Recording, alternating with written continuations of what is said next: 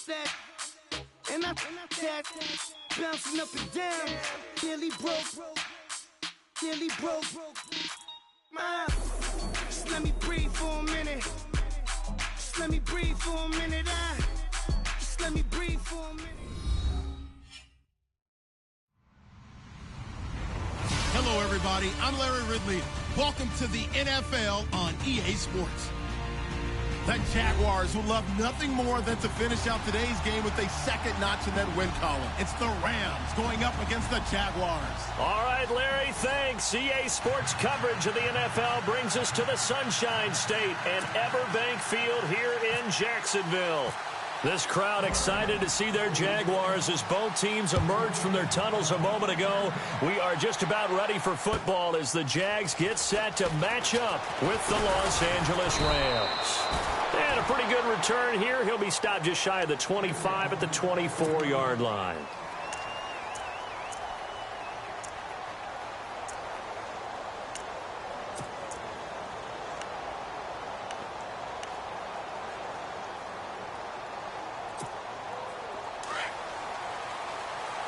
Shift together here from the D-line. Here we go now. Green, 90. Bortles now on first down. Dumps it off to Fournette. The Jags picking up the first down there, a gain of 12. They've got good playmakers on the offensive side of the ball. I don't know what happened last week to really hurt their performance and hold down their production, but I would dare say that this week in practice, there's a lot of talk about how they're going to increase their proficiency. And that was a good start getting the playmakers involved. You mentioned that to me pregame. That's what they did there. Yeah, I think a lot of people think the coaching staff really gets on them, and that's how they motivate them.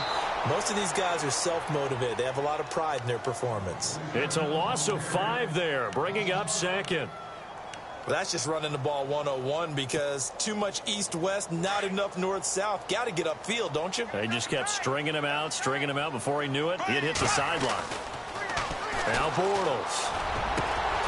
And the hook up here to Allen Robinson. And he's finally taken down, but not before getting across midfield and across the 45-yard line.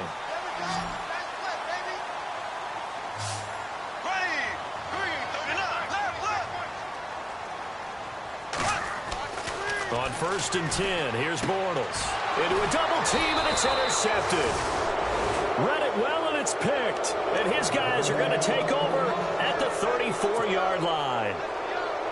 Last week, somehow they won. He threw all those picks, but they still won. Here, opening drive, unfortunately, he picked up where he left off. Partner, you get a lot of extra patience when you find a way to win despite you making mistakes. But starting out again this game, that patience is going to wear thin really quick. And I think the guys on the defensive side of the ball will be the first ones to let him know that's got to stop. And after the play on the ground, that brings up second down here.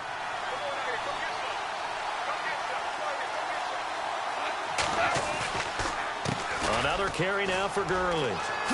Oh, good footwork on the spin. And he's across the 40, 3 extra yards to the 43. Good work to pick up 7 yards there. That gets him into a 3rd and 1 situation. Another good run there for a guy who, remember, on Wednesday was named NFC Offensive Player of the Week for what he did a week ago. Yeah, and you know it takes some solid runs and some extra special runs in order to win that type of an award. I think he's locked in and wants to get it done a second time. And he's going to have a first down as he's brought down at the 44-yard line. They only get 2 there, but on 3rd and 1, that's all they needed to keep the drive going.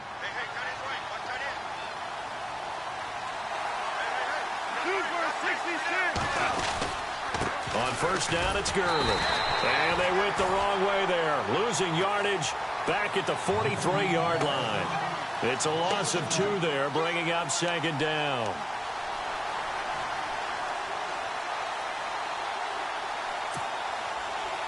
And the offense will be looking to get at least some of this yardage back here. It's 2nd and 12.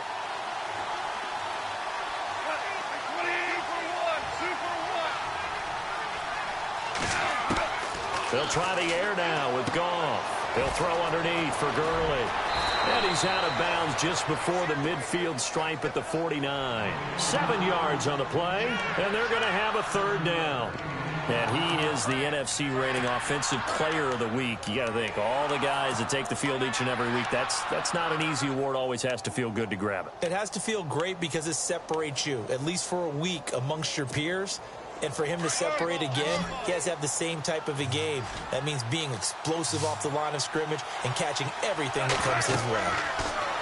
Goff now looking to throw. And they'll set up the screen to Gurley. And a big hit there as he runs into a brick wall right at the 45.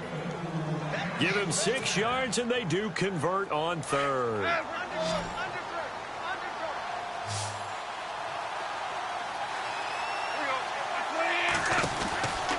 Goff now to throw. And here he'll be brought down a little shy of the 35 at the 36. It'll be a gain of 8 yards, and it'll bring up a second down.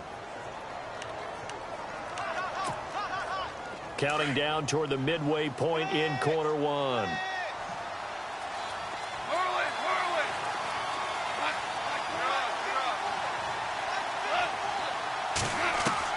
On second down, here's Goff. That's caught by his rookie tight end. It's Gerald Everett. And he'll get this one down to about the 20-yard line. 17 yards on the pickup there. The drive will continue. It's a first down.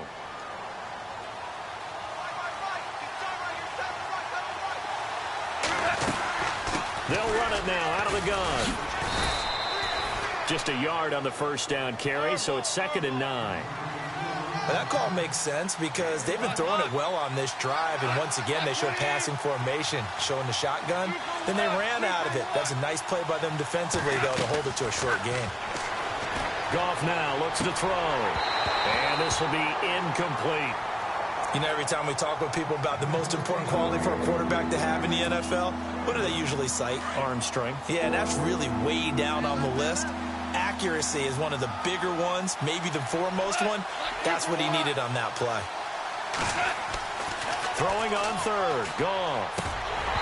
And this is going to be incomplete. But he'll definitely say that that's one he should have held on to. But when you're playing in elements like this, sometimes those bullet passes, those ones with a little bit of pace on them, they can be difficult to hold on to. And Zerline's kick is good. And the Rams have the first points here. It's 3-0. So the drive stalls out, but they are able to put 3 points on the board. Yeah, just a yard or two shorter than an extra point. So no problems converting there. Now the return, Rashad Green. And it's a pretty good return here as he'll get it up to the 29-yard line. And out now comes Jacksonville as they get ready to go. And there are parts of their last drive they'd like to emulate. And, of course, they'd like to forget the inning, the interception. But they did put together, Charles, a nice sustained drive to get him down the field. Yeah, and unfortunately for them, the only thing that matters is part 2, right? Because once they threw the interception and finished off the drive, that does them no good to go back and say, well, you know, we had a good one going. Finish things off. That's the only way you can get it done.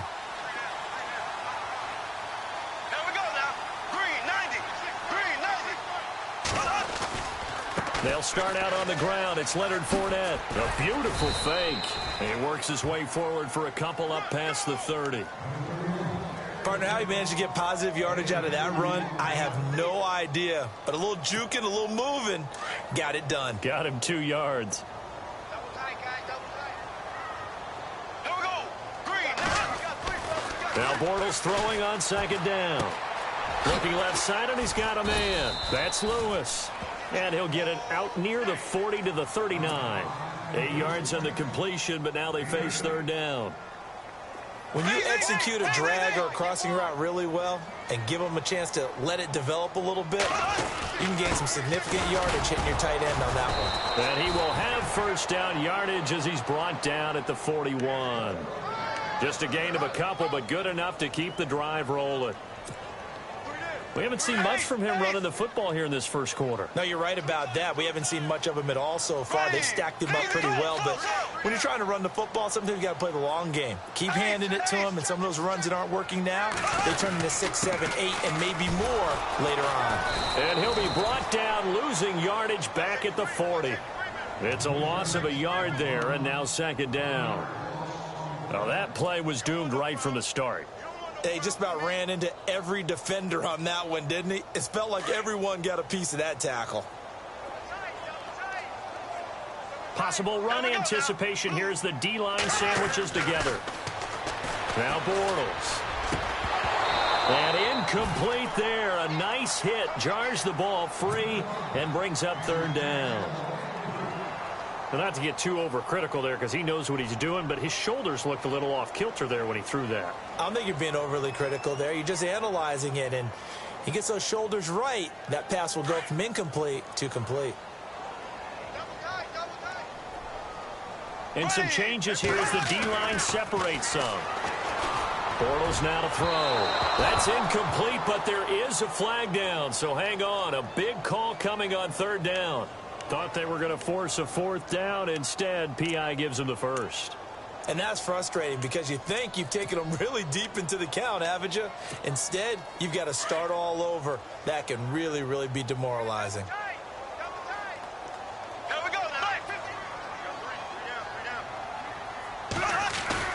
Now a play fake here on first down. Throw left side complete. That's Rivera. And he's going to be stopped dead in his tracks. That throw good for 4. It's second down. Brandon, they didn't get everything they wanted out of that play, but the tight end did. And I don't mean it in a positive way. Great job of him holding on after absorbing that big hit.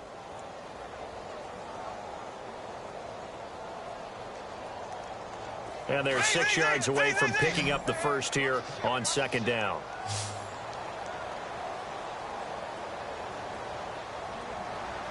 Here we go now. Throwing is Bortles.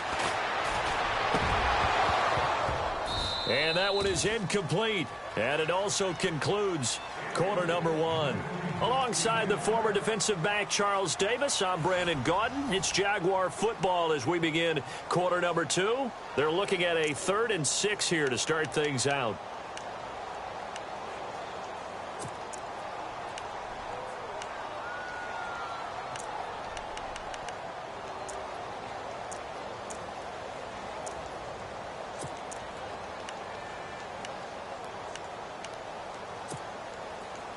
Offense walks to the line for play number 7 of the drive. Here we go now. Slow. Black 58, rail. Black 58, rail.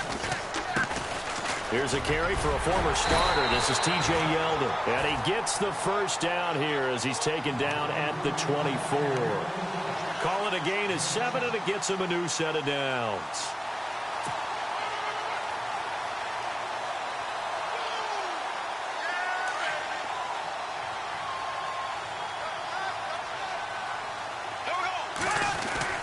Throwing on first down is Bortles. Now he's hit, and Bortles fumbled. It's loose. And now the Rams have got it, going the other way. And his guys are going to get the football at the 37-yard line. Another tough one there for Blake Bortles, partner. 2015, led the league in fumbles as a quarterback, had 14 of them. But you just expect that to get better with experience in the league and, of course, better support from his offensive line. In this case, though, he kind of reverted back to that year. Now it's Gurley. And a good swarm to the football defensively as they get him down at about the 40. A gain of 3, second down. Not much happening there on first down. I thought there might have been a hole for a split second. Yeah, but it dried up pretty quickly, didn't it? Closed fast.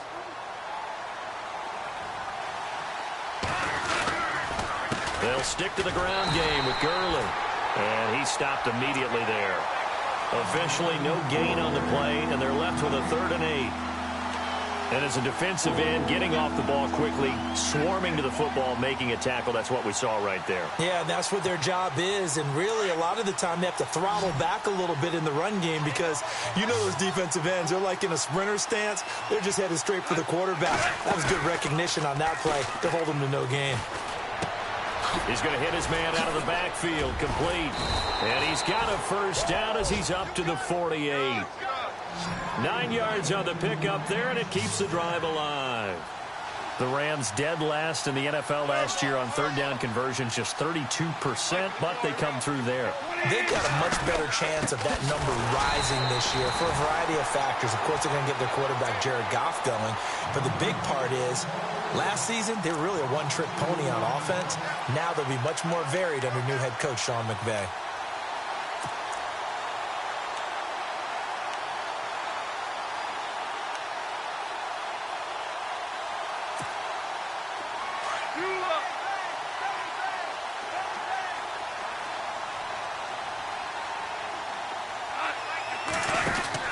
To throw on second down is gone. He's going to leave this for his running back. It's complete. Only a yard there. Sniffed out well defensively, and it brings up third. Super 66.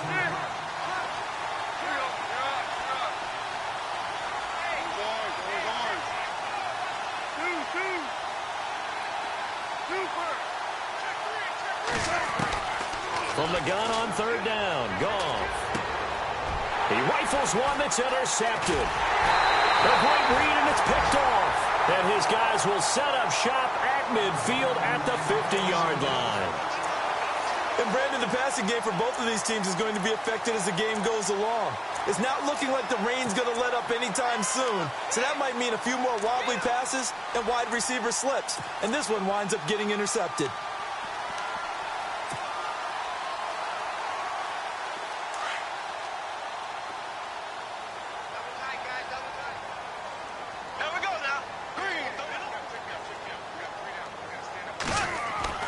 So after the INT, it's Bortles.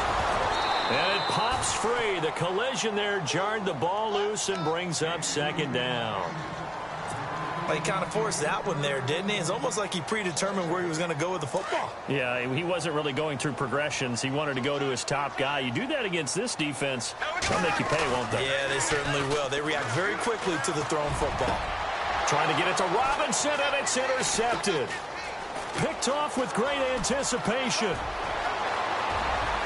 And now off to the races down the right side. And he will bring it back. It's an interception return for a Rams touchdown. I don't know who all is to blame there, but I love seeing pick sixes. Nothing like seeing someone pluck it out of the air and go the other way and see people try to change directions. Hard to do. So they'll get another shot on offense following that pick six. And now the kick is away.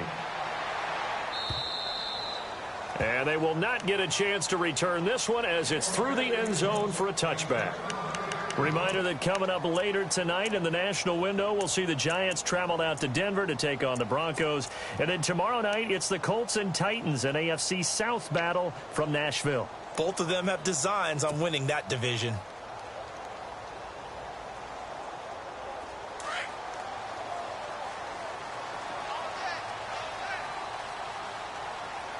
And the D-line pinching together must be expecting the run. Now Bortles. He'll check this one off to Fournette. And they're able to get this one across the 35. The Jags picking up the first down there, a gain of 12. Black 58 rail. Black 58 rail. Here we go now. Green 90. Green 90. On first down, Bortles. And the catch made here by Marquise Lee. And he's taken down, but not before he gets this into enemy territory across the 40. A good pickup there, 26 yards.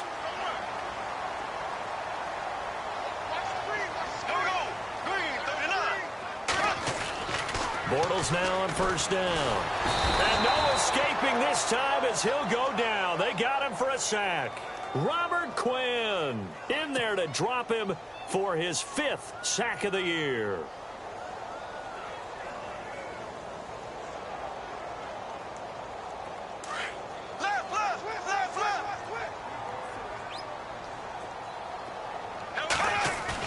Bortles to throw on second down.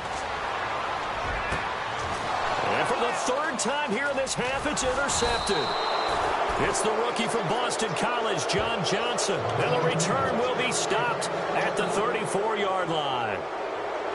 So that is 3 interceptions now in this first half. And you hate to ask the question, but let's be honest, we're thinking about it. Do you need to go in a different direction next series? Potentially. We know that he's probably not going to be on the Pro Bowl ballot. That's not really his stature here. But he has been their starting quarterback for this game. So they've got to weigh things about who's behind him. Do they think he can snap it back into gear? Maybe change up the play calling to help him out a little bit. Tough running there. That's a hard-earned 4 yards. Yeah, those are the unsung kind of runs. They don't fill up the stat sheet, but they do set you up in good position on second down. They don't need to run another play here before the 2-minute warning. Let's see if they do it anyway. Again, they run with Gurley. And he'll get up near the 45. They'll spot it at the 44. 2 minutes to play here in the first half. Back with more from Jacksonville. Don't go anywhere. We'll be back after this. Shift together here from the D-line. They go play action here on first down. Oh, and this ball's tipped and intercepted. Picked off here by Aaron Colvin. And his guys are going to take over at the 31-yard line. This interception will go on the record of the quarterback. But as a receiver, you've got to understand where you are in the field. Middle portion, you know it's going to come in hot. Square your body to the quarterback and be ready to make the catch.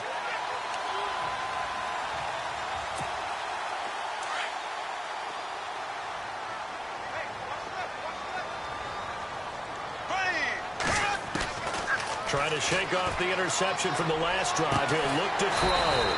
And he's got the rookie. It's D.D. Westbrook. And he gets this one to midfield before he's brought down. They call it a gain of 19, and it moves the chains. For midfield, here's Bortles. Eluding the pressure right. And he'll toss this one incomplete. Seeing no options, he throws it away. I tell you, Brandon, this defense is playing with some confidence. Haven't allowed a point yet. Flying to the football. I'm telling you, it's almost 11 to the ball on every snap. Another nice job there to force an incompletion. Here we go. Blue 45. Blue 45. On play action, it's Bortles. And he comes back with one complete. And he'll be taken down at the 44-yard line. 6 yards is the pickup, and that'll lead to a third down. They'll get to the line here, but remember, it's also third down. Left, black 58 rail. Black 58 rail. They'll run with Fournette. And he's going to be met at about the 43.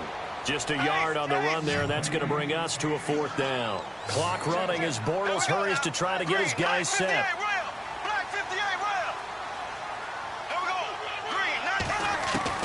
They'll go for it. It's Bortles.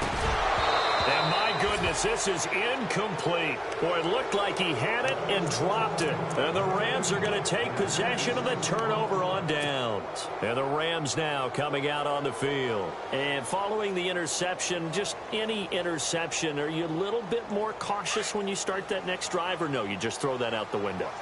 I think you are. I don't think that there's any way you can run back out there and go, totally didn't affect me. Let's just go ahead and be loose with the football again.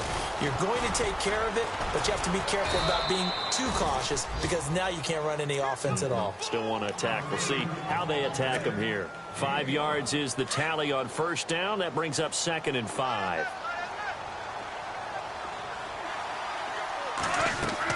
Here's Goff now on 2nd down. Oh, it's a screen pass. That's complete. And this one goes nowhere. Losing yardage on the play back at the 46. And now the Jags defense deciding to call a timeout. It's just their first, so they'll have 2 remaining here before we get to halftime.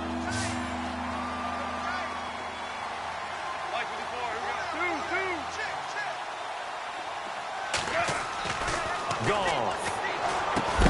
And this is caught by Watkins. And he has the first down yardage before they bring him down right at the 45.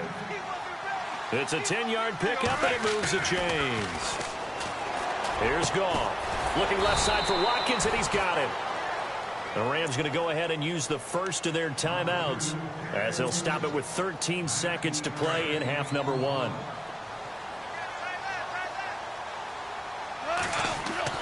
Now Goff on first down. And he'll get into the end zone. Touchdown, Rams. Tavon Austin in the final seconds of the first half. And the Rams add on to their lead. And that's a lead that excites a team as they head into the half. Good way to finish things off. Yeah, able to extend that lead, and you always say it, that can totally change the complexion of half number 2. Yeah, it changes your morale, changes your outlook. But even before that, let's see if they decide to kind of squib kick or what they're going to do on the kickoff, because you don't want to give up a big play right before the half ends. Good point. The kickoff team on the field now as they will send this one away. And this will be a touchback as that sails over the end line. Here comes the Jaguars offense as they get set to go again. And from this spot in the field with the clock where it's at, you think we're just going to see a knee and that's it? And I think in this situation, that's the proper play. But we do know there's some risk takers out there that may want to take one. And his pass is intercepted for the 4th time today. Picked up by Alec Ogletree. And his guys have got it back at the closing stages of the first half. That's now his 2nd interception in as many weeks from his linebacker position. And think about all the different techniques he has to employ in a passing situation. Is he spot dropping because it's zone? Is he picking up man-to-man? Is he having to run with a running back or a tight end? In any event, great eyes, head on a swivel, and excellent hands. Yeah, versatility and showing those hands. And no update from Larry this week, apparently. We'll try again in week 7. But for now, let's get back to the action, ready to kick off the second half. This is taken at the 3. And nice work on the return as they'll start their drive just past the 30-yard line. Now the Rams offense, they work their way back on the field. They built a good first half lead. Now they have a chance to add on to it. And what I'm thinking is that the offensive staff spent the entire halftime just working with them on, here's what we think they're going to do to attack us in the second half. Nice first half that we've had, guys, but be prepared for some change-ups. We're going to see them when we kick it off in the second half. See how they handle any adjustments that might be made defensively. It's a gain of 11 yards that time, and it produces a new set of downs. Gurley. And taking it across midfield and inside the 45. And a nice carry there of 15 yards. Last year, Gurley, 74% of LA's carries. That's the highest percentage in the league. But no real payoff because they finished 31st in the league in rushing. I think as a team, they ran for 78 yards per game. They had a 1,000-yard receiver in Kenny Britt out wide, but they really didn't scare people downfield. And because of that, they stacked the line of scrimmage and stuffed the run game. Now a first down throw. Gone.